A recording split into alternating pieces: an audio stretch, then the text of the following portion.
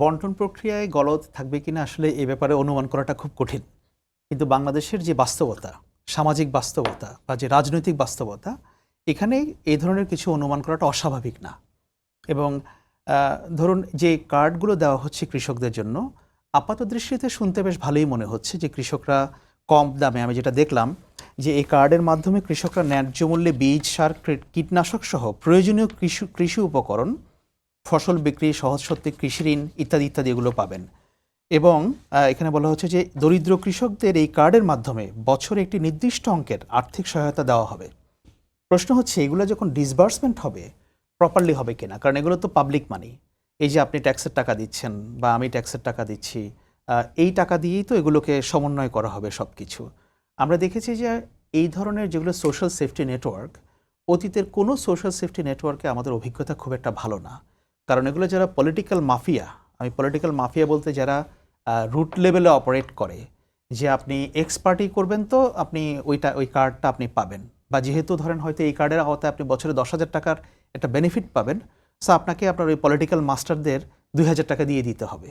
So এই ব্যাপারগুলো ঘটবে কি না, বা এই ব্যাপারগুলো ঘটলে পরে সেগুলোকে কিভাবে ট্যাকেল করা হবে, এইটা সামনের দিনগুলোতে দেখতে হবে। বাট এখনও পর্যন্ত আপাত দৃষ্টিতে মানে যে এজেন্ডা আছে, যে এর মাধ্যমে সরকার কি করতে চায়, সেটা দেখে ভালোই মনে হচ্ছে। সরকারের যে মানে এই যে নির্বাচনী প্রতিশ্রুতি আমরা দেখি যে অনেক সময় শেষ পর্যন্ত 5 বছর মেয়াদে শেষ পর্যন্ত আমরা দেখি না যে বাস্তবায়ন হোক, মানে কোনো সরকার করেছে এর আগে। কিন্তু এই সরকার শুরুতেই যে তাদের নির্বাচনী প্রতিশ্রুতির যে এগুলো ধরে ধরে বাস্তবায়নের যে উদ্যোগ নিয়েছে, এইটা কি আপনার কি মনে হয় যে একটা দেশের ধরেন এই ধরনের কার্ড যদি আপনি সারা দেশে কৃষকদের মধ্যে দেন, কত টাকা ব্যয় হবে? সরকার কি এই ধরনের আগে কোনো পরিকল্পনা করে এই ধরনের কাজটা শুরু করেছে? পরে কি আটকাবে কি না এই ধরনের?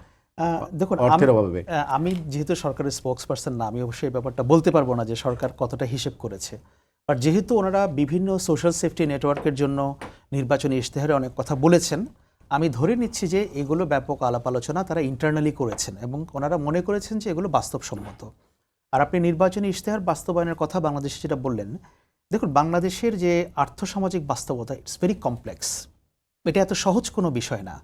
অনেক পলিটিক্যাল পার্টি আপনি দেখবেন যে তারা একটা ইশতেহার সেট করে বটে, কিন্তু আমার কাছে মনে হয় যে ওই ইশতেহারগুলো অনেক ক্ষেত্রে প্র্যাকটিক্যাল না।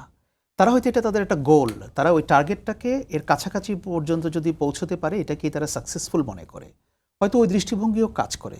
এখন সামনের দিনগুলোতে আমি বারবারই বলবো যে এই গভর্নমেন্ট এখনও খুবই নতুন, বাট তারা তাদের যে কমিটমেন্টগুলো শো করার ক্ষেত্রে যতটা মানে উইলিংনেস দেখাচ্ছে, সেগুলো বাস্তবায়নের ক্ষেত্রে সেগুলোকে তারা কিভাবে করতে পারবে, এবং সেইখানে যদি কোনো ত্রুটি বিচ্যুতি থাকে, দুর্নীতি থাকে, সেগুলোকে তারা কতটা বোল্ডলি ট্যাকেল করতে পারবে, সেটার উপর নির্ভর করবে সফলতা বা ব্যর্থতা। শুধু ঘোষণা দিয়ে আমি 5টা কার্ড বাস্তবায়ন করে দিলাম এইটাতে বা দিয়ে দিলাম, এটাতে অবশ্য খুব বেশি পরিবর্তন আসবে বলে আমার মনে হয় না, যদি মাঠ পর্যায়ে এটাকে স্ট্রিক্ট এনফোর্সমেন্টের মাধ্যমে এটাকে বাস্তবায়ন না করা হয়।